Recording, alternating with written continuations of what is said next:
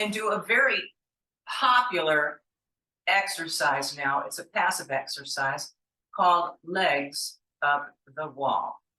And I need to get my hips really close to the wall. And I'm going to lay back and swing around. And the whole idea is that we're going to take the swelling out of the legs and feet and ankles, and we're going to do it passively. Passively, it's the easiest thing in the world. Now, there's a couple of other ways I could do this if this is not doable for you. And I'll show you that one too. But when you're ready to come out of this, you want to very gently roll to the side and then bring yourself up.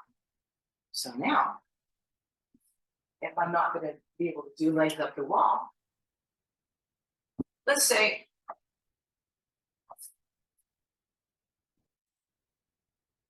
I have the couch or something that's going to bring my legs up to 90 degrees. I want the 90 degrees here. And when I have that, it puts the back in a wonderful passive position where everything lines up beautifully. And while I'm here, I'm going to do an important exercise called cervical rotations. It's for the neck and upper back. So I'm going to turn my head as far as I can to one side. Oh boy, that's pretty tight. And as far as I can to the other side. And I'm going to observe which side is the tightest and what is my range of motion as I begin. Take a deep inhalation and I'm going to exhale to the other side. And each repetition that I do, I'm noticing the magic is happening. My neck is beginning to rotate further and further with each repetition. And it is like medicine. Motion is lotion. It feels fantastic. Now, I'm not exaggerating here, but you'll notice I had a pretty tight neck a couple of repetitions ago. And now that I'm into it here, what is this, 4?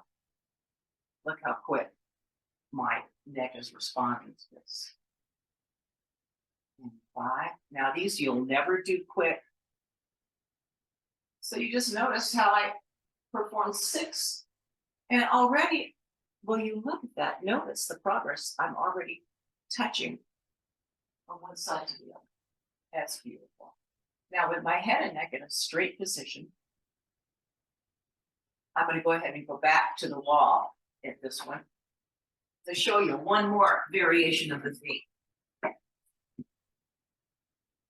This time I'm not going to get so close to the wall because I want to swing around and do a bridge. Now, hopefully your bed is against a wall or something where you can do this. You'll find a spot. Or the couch even. So now that I'm here, it's going to take a little bit of an effort for me to hold this position, but it's a very beneficial position for my spine and my hips and my back, upper back and neck. But while I'm here, I'm going to add to the benefit, and I'll lace my fingers, squeeze the palms together, and I'm going to just see how far I can go comfortably. And let's say I'm right about here and things are pretty tight right now. Just leave it there while I do a little slow, deep breathing. If at any time any of these things cause you undue discomfort or, heaven forbid, pain, come out of it right away. Find a different way to do it, modify it, or do it very briefly, as long as you're able to tolerate it. Now I'm noticing as I'm talking that the gravitational pull on the weight of my arms is starting to open things up for me. And I've been sitting in front of the computer, blogging and editing, and wow, boy, do I need this. So now now that I've made a little bit of progress here, I'm pretty much touching the mat. I'm going to go ahead and do some repetitions of just pumping it up and down.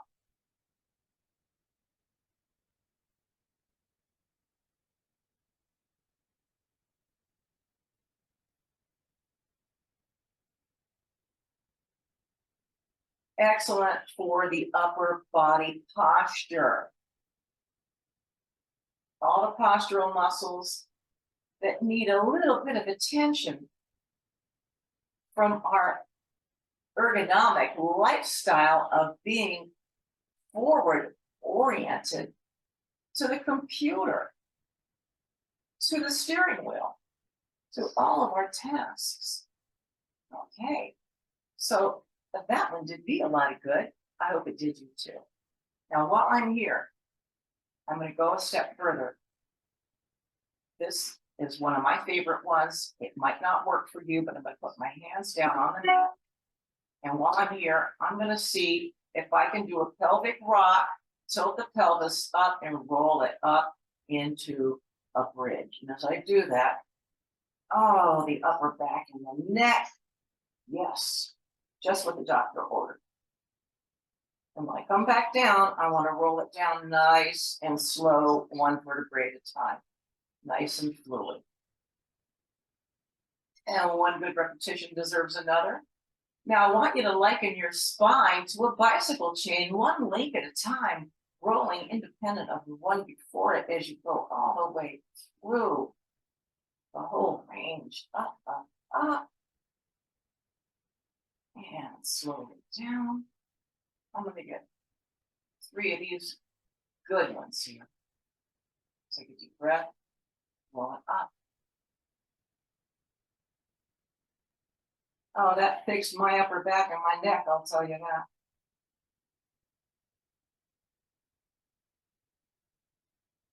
All right.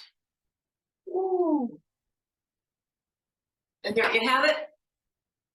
Something that you could do with just a brief little break.